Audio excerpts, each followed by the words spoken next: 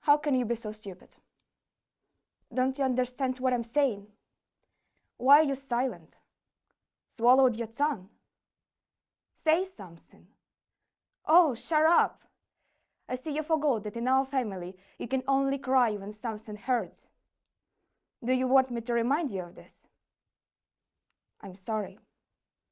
I love you. And then everything starts all over again. This is not adolescent maximalism. This is not a fantasy or Stephen King's horror story. That's the life we all live. The vicious circle.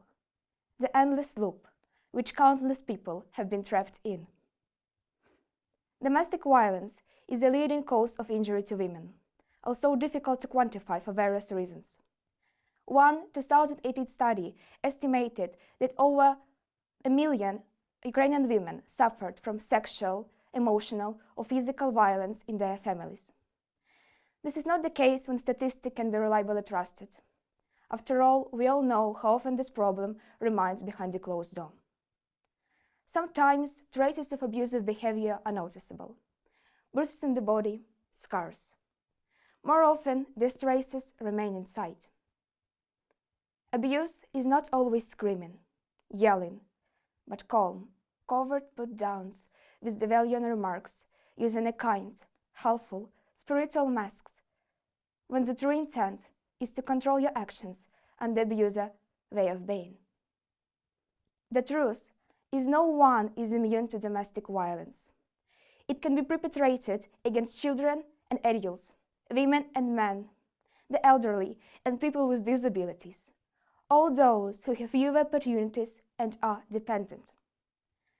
I've always been a sociable child. That's why I've heard many stories.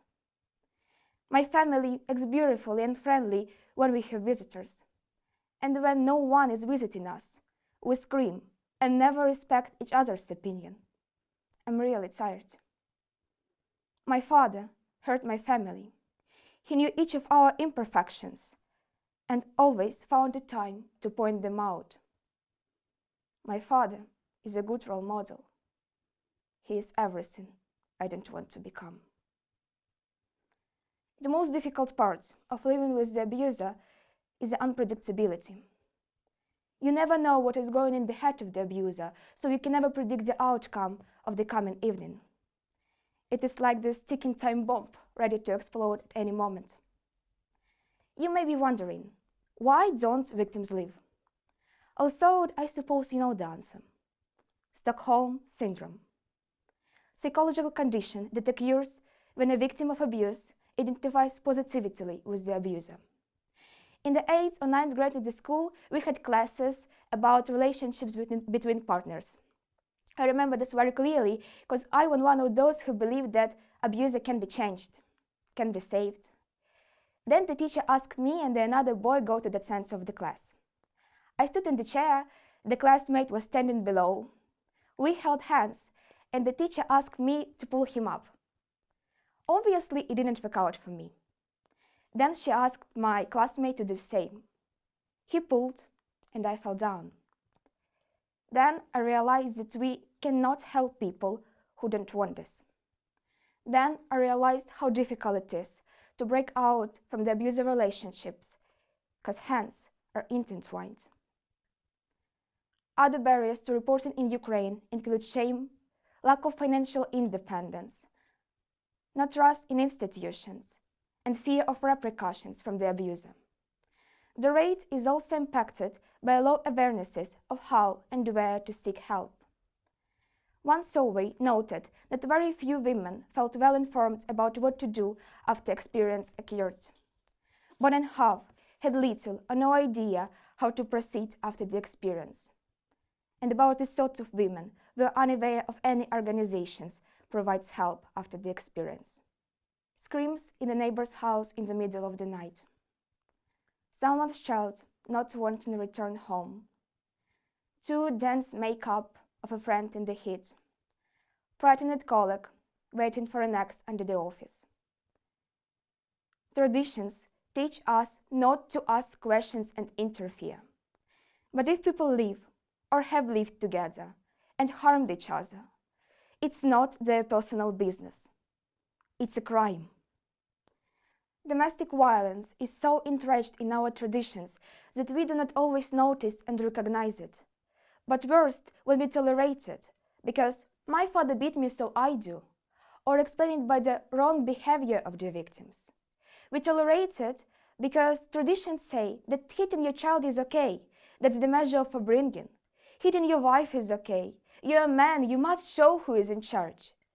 The truth is the act of violence is always the rapist's fault. Victim blaming, accusing the victim, is a shameful tradition of shifting the abuser's responsibility onto the victims. So now let's talk a bit how can you prevent or even stop violence if you're seeing or experience abuse. First, intervene if it doesn't threaten you. Speak calmly but firmly and loud. If there are people around, it will attract their attention.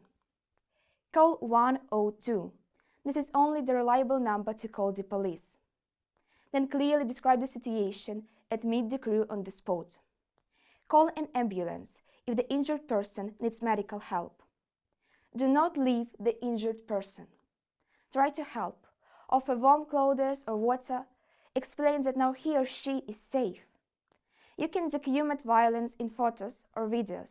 It will be the evidence in the criminal case. Monitor the actions of police officers.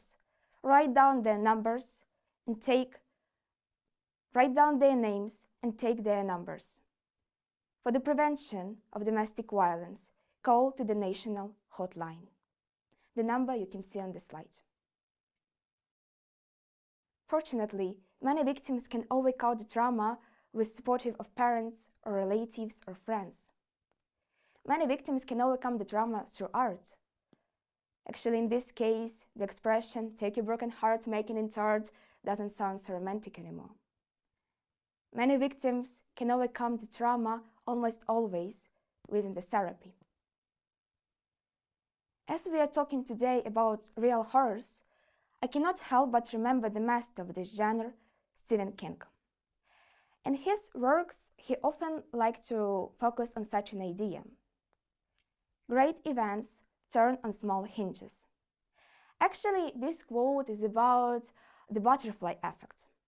The whole future generation depends on how kids are being brought up now. I often think about the idea that being a supportive parent is one of the riskiest and toughest roles to take on in the society. If that is true, then why don't adults receive any education or training about how to do the job? The current lack of parenting education leads to unsafe parenting. So who thinks that's the time for parents to go back to school? We have to talk about the importance of being a supportive parent, because studies indicate that about 1/3 of those who were abused in the childhood will become abusers themselves. This is the lower percentage that many had expected, but obviously possesses a social major challenge. I'm sure each of us has been under abusive behavior one day, from parents, colleagues, or friends. Perhaps some of us have shown abusive attitude towards others. And definitely, some of us are struggling with the acts of this behavior now. I wish that each of us could understand that this vicious circle can be broken. So I challenge you today to step out of your comfort zone and express more love or praise than you never done before to your parents, your grandparents, your partner, or yourself. Because it's never too late to start leading more fulfilling family life.